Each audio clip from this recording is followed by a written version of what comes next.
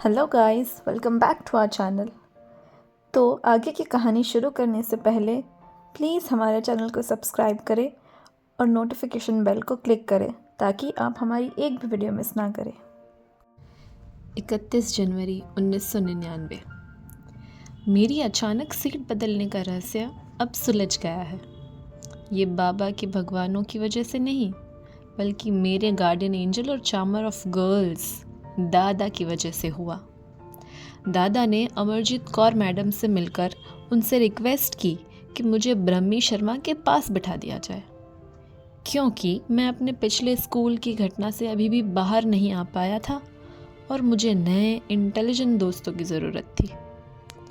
Amarjeet madam को दादा की पैंडा जैसी आंखों और उनके ब्रदरली लव के आगे झुकना ही पड़ा होगा।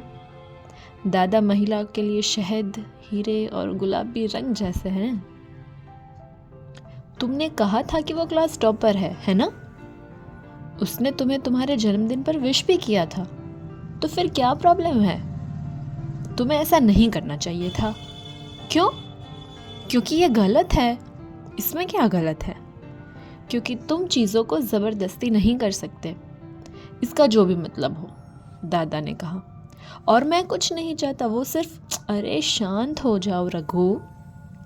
तुम मुझे इसके लिए थैंक यू कह सकते हो। मत सोचो कि मैंने ध्यान नहीं दिया कि तुम कैसे मुंह चढ़ाते हो, तुम्हारी आवाज़ कैसे गार्डेड हो जाती है जब तुम उसके बारे में बात करते हो, जैसे तुम कुछ छिपा रहे हो। क्या तुम कुछ छिपा रहे हो? नहीं, मैं क्या छिपाऊंगा? मुझे नहीं पता कि तुम्हारे दिमाग में क्या चलता रहता है। मेरे दिमाग में कुछ नहीं चलता रघु। दादा ने भले ही मेरी तरह मेरिट लिस्ट पर राज ना किया हो, लेकिन वो स्मार्ट है। मैंने उनसे जितने भी झूठ बोले, उनमें से उन्होंने ये पता लगा लिया कि जब भी मैं ब्रह्मी का नाम लेता हूँ, मेरे दिल की धड़कनों में भूकंप मचता है। किसी के कहने के लिए, चलो किसी के कहने के लिए ही सही, अगर एक्स वाई को पसंद करता है तो किन शर्तों का पूरा होना ज़रूरी है। फॉर एग्ज़ाम्पल, कोई ब्रह्मी शर्मा के चेहरे, उसकी अंग्रेज़ी की फ्लुएंसी, उसकी शानदार रिपोर्ट कार्ड, उसके बालों में नारियल की खुशबू, उसकी हैंड राइटिंग और उसके लंबे सॉक्स को पसंद कर सकता है। लेकिन अगर हाइपोथेटिकल रूप में ये मैं मान भी लूँ कि मुझे वो पसंद है, तो ऊपर बताए गए रीज़न्स का कोई इम्पोर्टेंस नहीं है।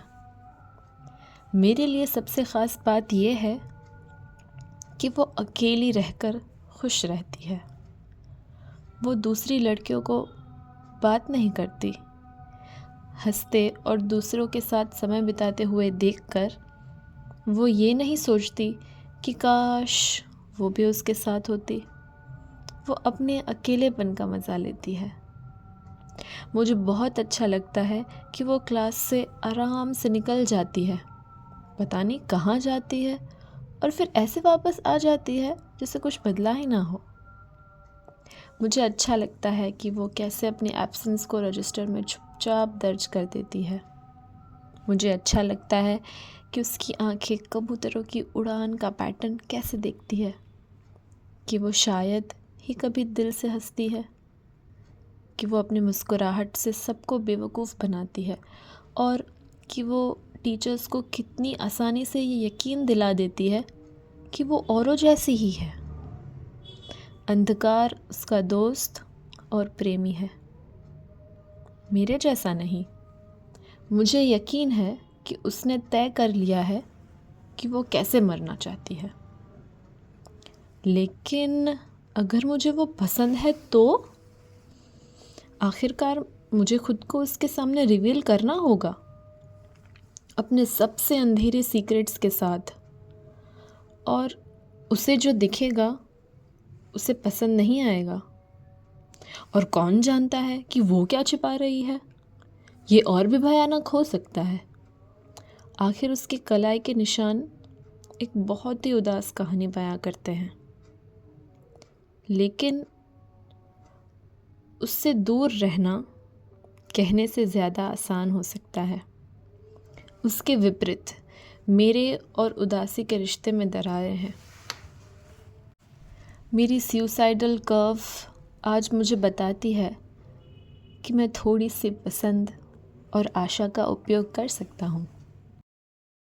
आगे लिखते हैं 1 फरवरी 1999। बाबा सरकारी बैंक में 20 साल से काम कर रहे हैं। शाम को वो पास के एक ट्यूशन सेंटर में 10वीं क्लास के स्टूडेंट्स को संस्कृत और इंग्लिश पढ़ाते हैं। माँ जितने सालों से मैं इस दुनिया में हूँ उतने ही सालों से दिल्ली यूनिवर्सिटी के शहीद भगत सिंह कॉलेज में मैथ्स की लेक्चरर रही हैं। उनके हाथों में अनगिनत बच्चों का भविष्य है जो शायद हमारे महान देश का भविष्य बने या ना बने। लेकिन चाहे उनका काम कितना भी इम्पोर्टेंट क्यों ना हो, उन्हें कभी भी दादा की तरह बिजनेस ट्रिप पर फ़्लाइट से जाने की ज़रूरत नहीं पड़ेगी।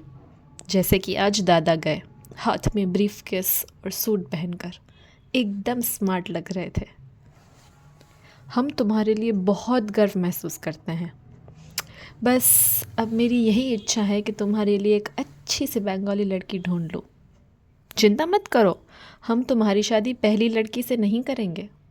तुम अपनी पसंद से चुन कर सकते हो। भला मेरे इतने सुंदर बेटे से कौन शादी नहीं करेगा, माँ ने कहा। एयरपोर्ट पहुंचने पर माँ दादा की बाह पकड़कर रोने लगी, उनकी 3 दिन की एब्सेंस का गम करते हुए, और अपने आंसू अपने कांटा स्टिच साड़ी में पोंछती रही। ये नज़ारा बहुत ही प्यारा और दुखद भी था।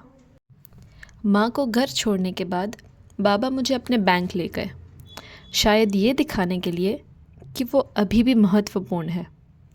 भले ही दादा को फ़ाइनेंशियल आज़ादी, जैकेट वाले हवाई टिकट और ऑफिस से मिली हुई बेंगलुरु के 4 स्टार होटल में ठहरने का सुख मिला हो। बाबा का अच्छा खासा कैबिन है जिसमें ढेर सारी पुरानी बदबूदार फाइलें भरी हुई है जिनके पन्ने समय के साथ पीले हो गए हैं, और एक डेस्कटॉप है। इन प्राइवेट कंपनियों में तुम चाहे कितने भी सीनियर हो, तुम्हें फिर भी क्यूबिकल में बैठना पड़ता है, बाबा ने कहा। दादा जैसी गलती मत करना, सरकारी कंपनी ज्वाइन करो। दूसरों के लिए काम क्यों करना जब तुम देश के लिए काम कर सकते हो। बिल्कुल बाबा, मैंने एक आज्ञाकारी बेटे की तरह कहा। तुम आईआईटी के बाद यूपीएससी भी दे सकते हो, ये हमेशा एक ऑप्शन है। क्या तुम हर रोज़ अखबार पढ़ रहे हो? जी बाबा। तो फिर बताओ, रक्षा मंत्री कौन है? जॉर्ज फर्नांडिस बाबा। बहुत अच्छा, बहुत अच्छा, उन्होंने कहा। इसी बीच बाबा के कुछ कॉलीग्स अंदर आए। जब मैं डेस्कटॉप पर फ्यूरी 3 खेल रहा था जिसमें एक ब्लैक जेट उड़ाना था, बाबा और उनके कॉलीग्स अटल बिहारी वाजपेयी के पाकिस्तान के साथ राजनीतिक संबंध सुधारने के लिए बस सेवा शुरू करने के फैसले पर बहस कर रहे थे। बाबा की दलीलें भले ही सबसे मजबूत ना हो, लेकिन उनकी भारी आवाज़ उन्हें सबसे विद्वान व्यक्तियों को भी चुप कराने में मदद करती है। जब हम घर पहुँचे, माँ की लाल लाल आंखें हमारा इंतज़ार कर रही थी। उसने अब तक कॉल नहीं किया। क्या होगा अगर रास्ते में कुछ हो गया हो? हम फ़ोन के चारों ओर इकट्ठा होकर घंटी बजने का इंतज़ार करने लगे। ये पहली बार नहीं था जब दादा हमें भूल गए थे, जैसे कि हम अस्तित्व में ही नहीं हैं, जैसे कि वो हमारे बिना जी सकते हैं। क्या उनके लिए ये समझना इतना मुश्किल है कि माँ बाबा तब तक चैन से नहीं बैठ सकते जब तक कि उन्हें ये पता ना हो कि हम सुरक्षित और भरे पेट हैं? दादा ने 3 घंटे बाद फ़ोन किया। माँ फिर रोने लगी और दादा से कहा कि वो अब कभी बिज़नेस ट्रिप पर नहीं जाएंगे, जिस पर दादा हंसने लगे। मैं तुमसे प्यार करता हूँ, उन्होंने माँ से कहा। पहले ये शब्द दादा के लिए इतनी आसानी से नहीं आते थे। हाल ही में उन्होंने ये मुझसे सीखा है। हम जानते हैं कि ये शब्द माँ पर जादू की तरह काम करता है। 2 साल पहले तक मैं ये बात पल भर में कह देता था। शायद यही वजह है कि माँ मुझे अपने सीने से लगा कर रखती है, लेकिन अब ये स्वाभाविक नहीं लगता। अब ये शब्द कहना मुझे एक धोखे जैसा लगता है। कौन जानता है कि कल क्या होगा। जब वो चिट्ठी पढ़ेंगे जो मैंने उन्हें जाने से पहले लिखी होगी, अगर मैंने जाने का फ़ैसला किया तो क्या वो सोचेंगे कि मैंने कभी उनसे सच में प्यार नहीं किया और ये सब झूठ था। इसीलिए अब मैं दादा को इसे बार बार कहने देता हूँ। हो सकता है एक दिन उन्हें मेरी जगह लेनी पड़े, सबसे प्यारा बेटा बनना पड़े, या तो एकमात्र बेटा बनना पड़े।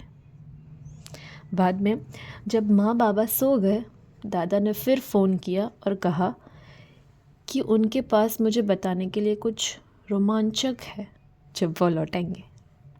उन्होंने कहा, पिछले साल जब मैंने दादा को सिगरेट पीते हुए पकड़ा तो उन्होंने कहा कि ये हमारा राज होगा। मैंने तय किया कि माँ बाबा को इसके बारे में पता चले और उन्होंने मुझे ब्लैकमेल करके रोक दिया। उन्हें सीखना होगा कि वो 2 गुना अच्छे बेटे बने, मेरी गैर मौजूदगी की भरपाई करें। वो इस तरह की लापरवाही नहीं कर सकते। मुझे कुछ दिनों के लिए इस डायरी से ब्रेक लेना होगा। बोर्ड एग्ज़ाम्स कुछ ही हफ्तों में शुरू हो रही है और मुझे अच्छा करना है। हमें दिखावे बनाए रखने होंगे, है ना? जब तक मैं कर सकता हूँ मैं इस भूमिका को पूरी तरह निभाऊंगा। मैं लगभग आपसे